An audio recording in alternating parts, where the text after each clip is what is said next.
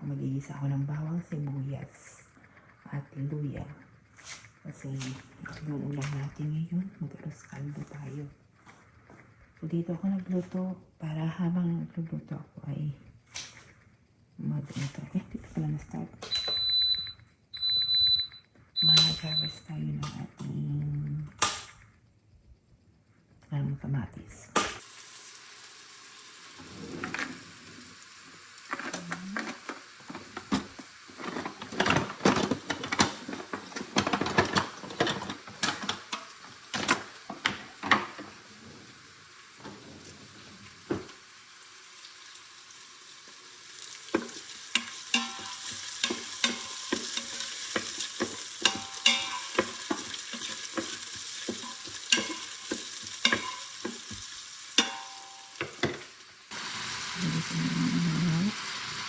I-try ko na prito na siya.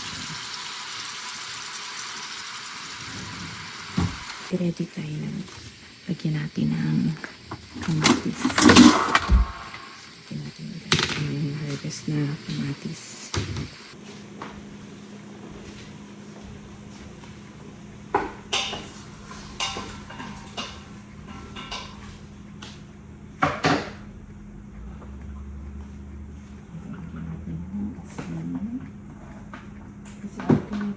Pressure cooker. Ano kasi siya yung native. Yung sa ating pa-native. Native naman. Pero dito wala kasi may yung native.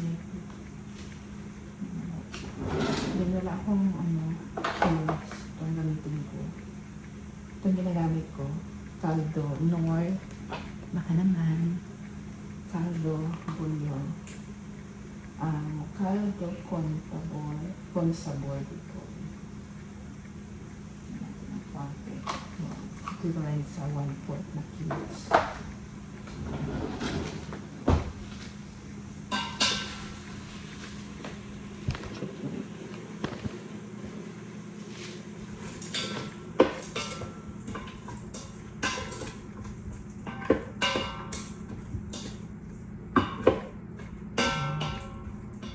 Semi-fry na siya. Lagyan natin ng water.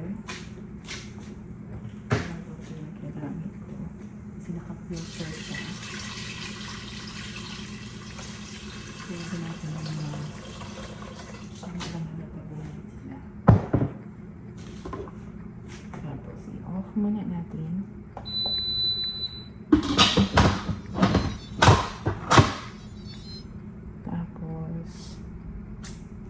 Lagyan natin siya sa pressure cook. Naka-high for 30 minutes.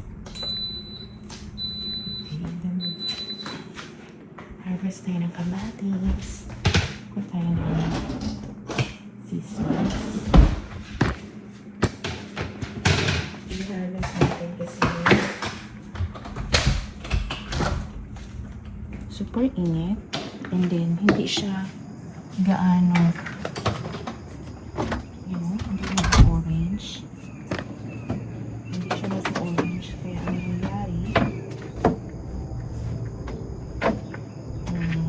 nangyari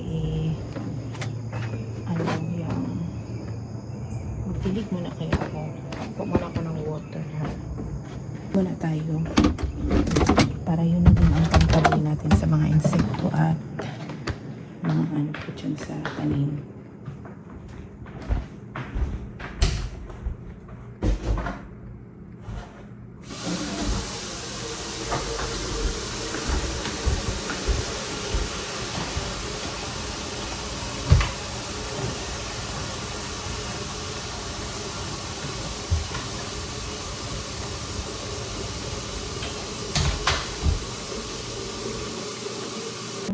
Na bali dito sa likod. Hindi ko na lang is yung sa harapan.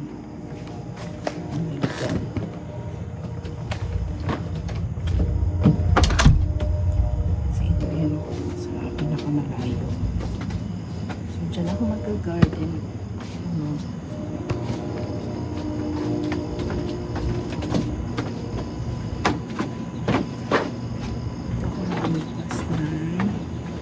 kamatis.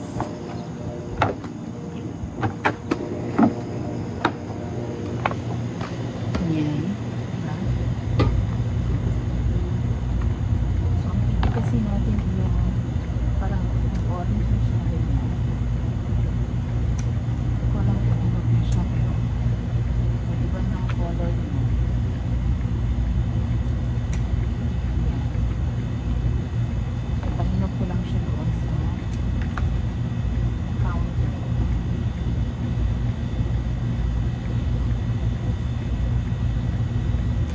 So, ang kagandahan ng pamimikas ng ano, ng kamatis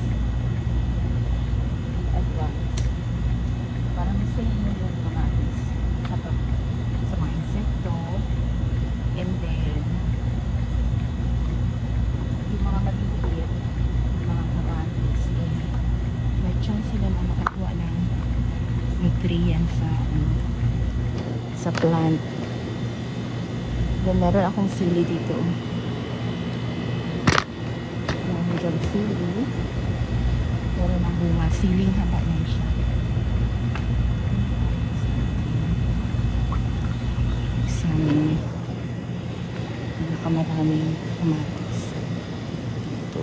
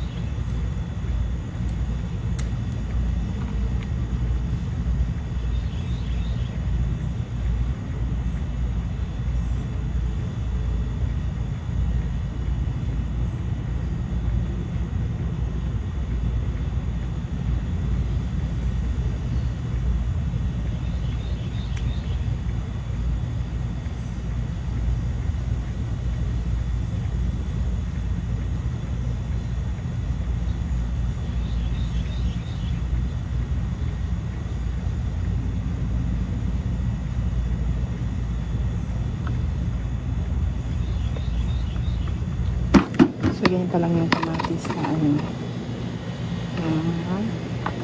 Ang dami.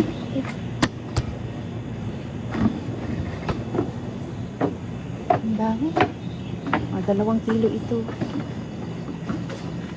Sorry.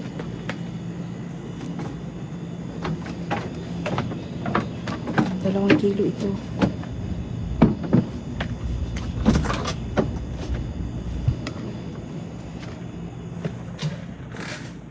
Lalagay lang natin siya dito sa counter. Ito yung manauna ko. So, nahinog lang siya dyan sa counter. Ito, naputol na. Ano yung accidental ito na.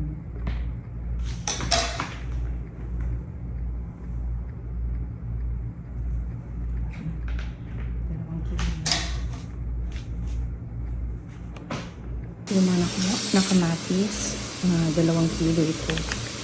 Kasi kinuha ko kasi maunahan ako ng mga insekto.